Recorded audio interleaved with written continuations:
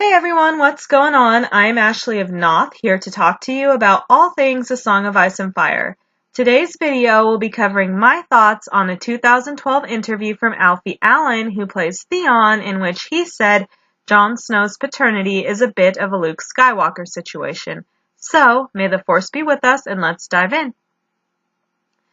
In this interview, Alfie was asked about an interaction he once had with George R.R. Martin. George is a fan of Alfie's sister Lily and was asking Alfie questions about her. So Alfie asked George who Jon Snow's parents are, and George told him. Then to the interviewer, Alfie says, "I can't say who, but I can tell you that it involves a bit of a Luke Skywalker situation. It will all come to fruition eventually." I'll link the full interview in the description for those who want to read the entire thing. But in the rest of this particular response, Alfie goes on to talk about incest throughout the Targaryen history and how it can complicate proper succession. What this has to do with the price of tea in China, I don't know, because no matter what Jon Snow paternity theory you subscribe to, none purport that he is born of incest, nor was Luke Skywalker for that matter.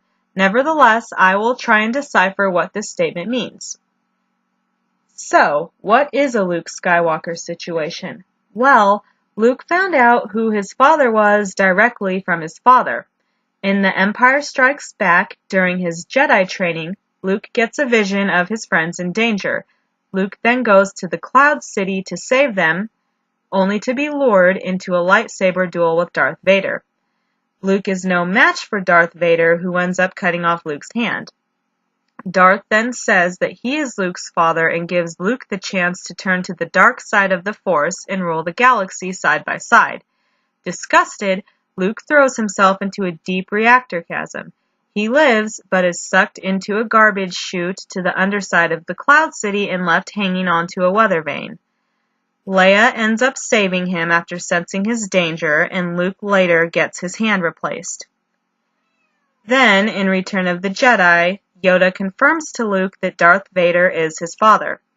Luke also learns from Obi-Wan's spirit that he has a twin sister and that in order to save the galaxy, Luke must fight Darth Vader once again. Ultimately, the two do square off once more. Luke wins, but ends up getting tortured by the Emperor, and Darth, unable to let this happen to his son, finds his inner Anakin and kills the Emperor, thereby sacrificing himself to save Luke. What does this mean for Jon Snow then?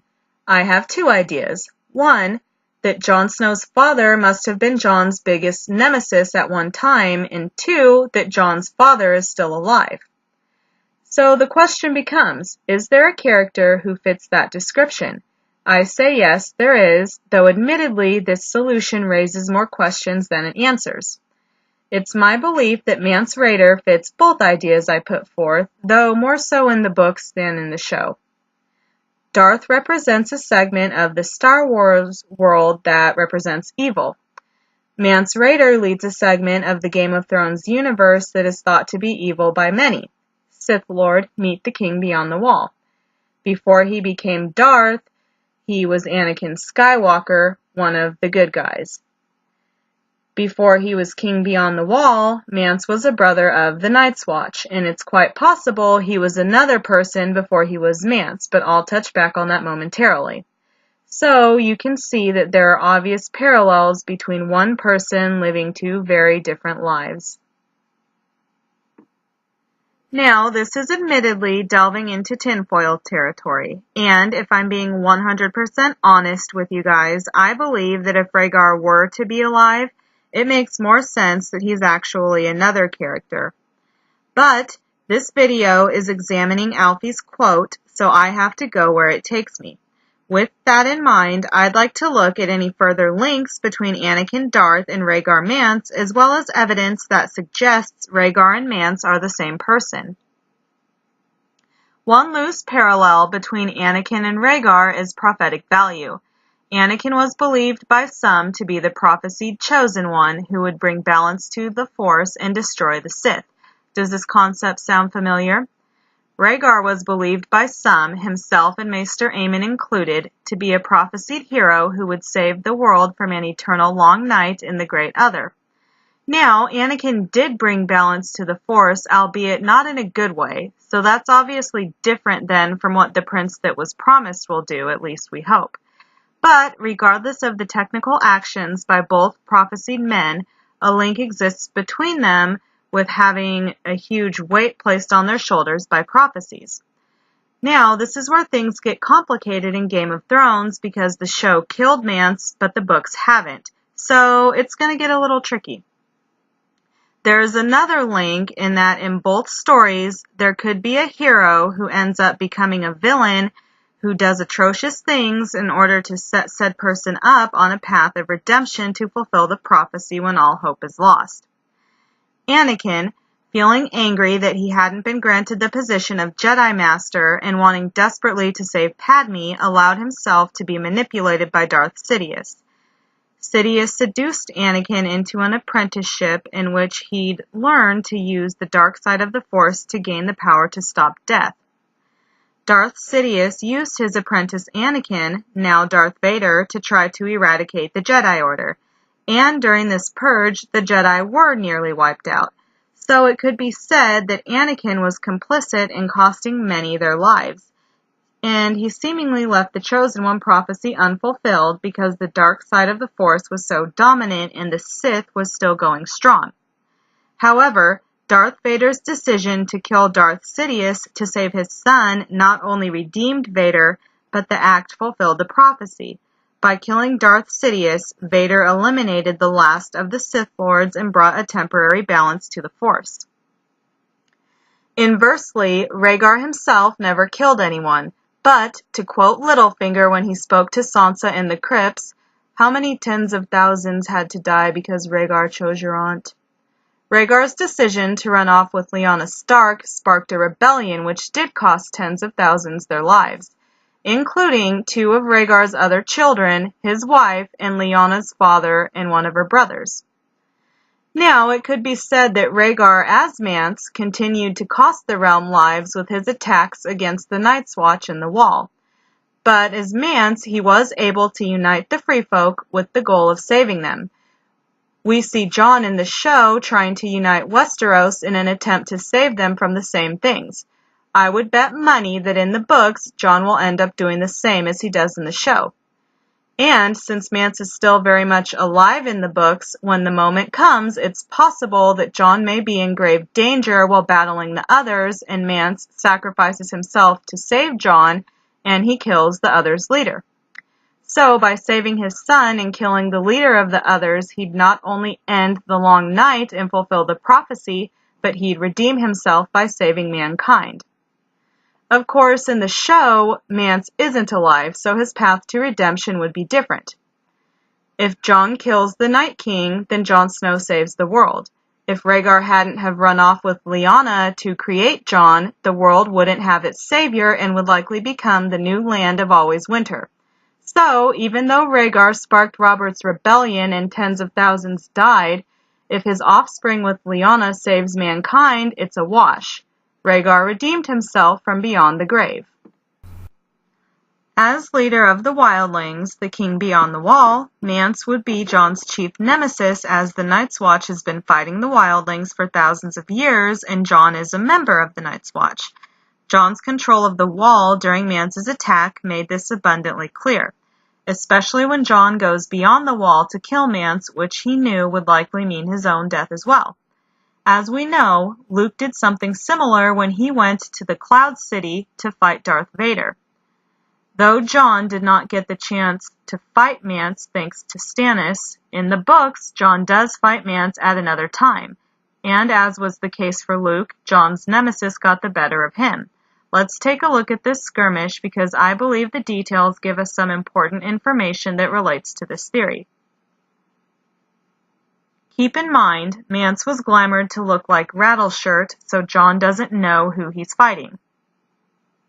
Jon rushed him hard. Rattleshirt took a step backwards and met the charge with a two-handed slash. If Jon had not interposed his shield, it might have staved his breastplate in and broken half of his ribs. The force of the blow staggered him for a moment and sent a solid jolt up his arm. He hits harder than I would have thought. His quickness was another unpleasant surprise. They circled round each other, trading blow for blow. The Lord of Bones gave as good as he was getting. By rights, the two-handed greatsword should have been a deal more cumbersome than John's longsword, but the wildling wielded it with blinding speed. Now the fight continues for a bit longer, but Mance's speed and endurance proved too much. John reflects that Mance had no shield, and the sword was too cumbersome for parries. So John should have been landing 2 blows for every one of Mance's, but he wasn't. In fact, John notes that his blows were having no effect on Mance. Eventually, the two end up wrestling on the ground, with Mance gaining the upper hand. He smashes John's head on the ground, wrenches his visor open, and says that if he'd had a dagger, John would be short an eye. The Watch brothers present want to imprison him for the threat, but John points out that he did have a dagger on his belt. In other words, if he'd truly wanted to hurt John, he could have, but he didn't. So I think we can see the parallels between Luke and Darth Vader and John and Mance pretty clearly. Mance is the only character who was John's arch enemy that John has fought directly who's still alive to do a big reveal, at least in the books. This begs the question, why would George R.R. Martin hinge the biggest mystery of his story on a man who's simply a wildling? My answer is he wouldn't. Mance is not Mance. Like Darth Vader, he once lived a different life with a different name. It's my belief that in the context of Alfie's quote, a character exists whom the show has 99% confirmed to be John's father, who could also be Mance as well. This character is Rhaegar Targaryen. Next, we should examine some evidence that suggests Rhaegar and Mance are the same person. No detail, big or small, is a mistake, and George has intimated that if you notice something, it's because you were supposed to. The first such detail is that Mance has the alias Unburnt King. This is also one of Daenerys' monikers as well. Though they have the title Unburnt for different reasons, that it's the same is intriguing. Since this title is associated with the Targaryen and had been for 4 novels prior, this could have been a massive, albeit subliminal hint from George. The next detail is that Mance wears a slashed cloak of black wool and red silk from a shy. Black and red are House Targaryen's sigil colors. Another hint from George, perhaps? Now let's circle back to the duel between John and Mance, who was glamoured as the Lord of Bones. John notes that the wildling hit harder than was expected, that he wielded his two-handed greatsword with blinding speed, and that he, John, should have landed 2 blows for every one of the wildlings, but the wildling was too quick. In fact, John's blows had no effect on the Lord of Bones at all. For reference, John often trained with 3 opponents at once, so he was no slouch. For John's blows to have no effect or come too slow would mean his opponent was one hell of a fighter. Rhaegar was a noted warrior. He was knighted at 17, and from there he grew into a highly skilled and capable fighter. Arthur Dayne, the Sword of the Morning, was a member of the King's Guard and Rhaegar's best friend. So I assume they sparred together from time to time, and this would have bettered Rhaegar's skills dramatically. So, if Mance was Rhaegar, it makes sense that he could defeat John with ease. Lastly, I'd like to discuss a story Ygritte explains to John. It's the story of Bael the Bard. I've always felt it is eerily similar to Rhaegar's supposed abduction of Lyanna Stark. Bael scaled the wall and traveled to Winterfell with his harp in hand. He played and sang so well that the Lord offered Bael anything he wanted for a reward. Bael asked for a flower, so Lord Brandon had a winter rose plucked for Bael. The next morning Bael was gone, as was Lord Brandon's daughter. All that remained was the blue rose which was left in her bed. Members from the Night's Watch looked for the 2 beyond the wall, but no trace was found of them. Nearly a year went by, and Lord Brandon was ready to die of a heartache. But one night he heard a child's cry, followed the noise to his daughter's room, where he found her sleeping in her bed with a baby at her breast. It turns out Bale and the Stark girl had never left. They'd been hiding in the crypts the whole time. The girl loved Bale so much that she had his child, a son. Bale left the babe behind as payment for the flower he'd taken unasked. The boy grew up to be the next Lord Stark. 30 years later, Bale was king beyond the wall and led the free folk south. The young Lord Stark met Bale and his people in the field, and during the battle, Lord Stark slew Bale, for Bale refused to harm his son when their swords met. Mance, or Rhaegar, could have easily amended details from his experience with Lyanna. During the tourney at Harrenhal, Rhaegar played his harp and sang. Lyanna was brought to tears by his performance, so we know Rhaegar has an effect on her. 1 year after the tournament, during a chance encounter, Rhaegar and Lyanna disappeared, 10 leagues from Harrenhal. We know they didn't go to King's Landing, and the show just revealed that at some point, Rhaegar and Lyanna married in Dorne, but we don't know if they were in Dorne the whole time.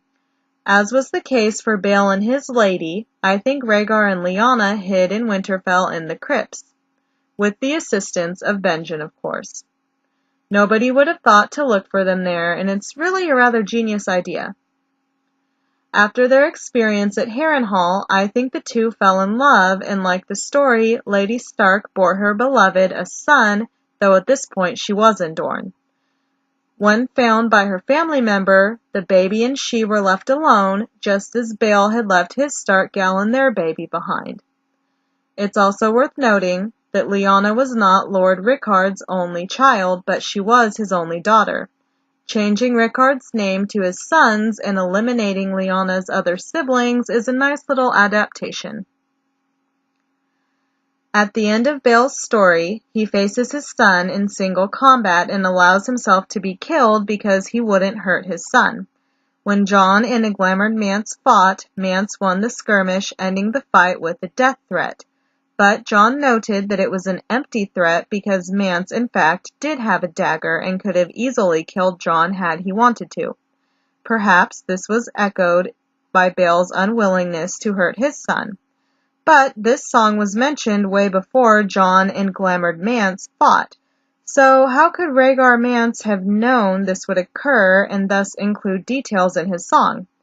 As a Targaryen, it's possible that Rhaegar had a prophetic dream and saw that this would happen. Pretty tinfoil, I know, but this is a song of ice and fire, so never say never. It's also worth noting that for Mance's rescue mission, he chose the alias Abel, and posed as a singer to gain entry to Winterfell. Abel is an anagram for Bale. You can do the math on that one. And while singing during a feast, Abel sang the Dornishman's wife, but changed the lyric to the Northman's daughter. Now, everyone thought this was a nod to Ramsay wedding foe Arya, but I think it could have also been another subliminal clue from George. And there you have it. My explanation for how Alfie Allen's Luke Skywalker reference makes sense. I realize that Mance equals Rhaegar has its flaws, many of which are valid points I myself have argued. However, given that the show has 99% confirmed R plus L equals J, I wanted to see if Alfie's quote could mesh with the revelations. It would seem a decent case could be made here, at least in the books. So now I turn it over to you. What are your interpretations of this quote? Do you think Alfie is onto something, or is he full of malarkey? Let me know down in the comments. I am Ashley of Noth. If you enjoyed this video, feel free to give it a thumbs up and subscribe to my channel. I'd like to give a special shout out to Jim Young. This video would not have happened without your support, nor would some of the others for that matter. Thank you for always listening, always answering my Star Wars questions, and not judging me for my lack of knowledge about the ways of the Force. Your continued support really does mean a lot to me, and I can't thank you enough.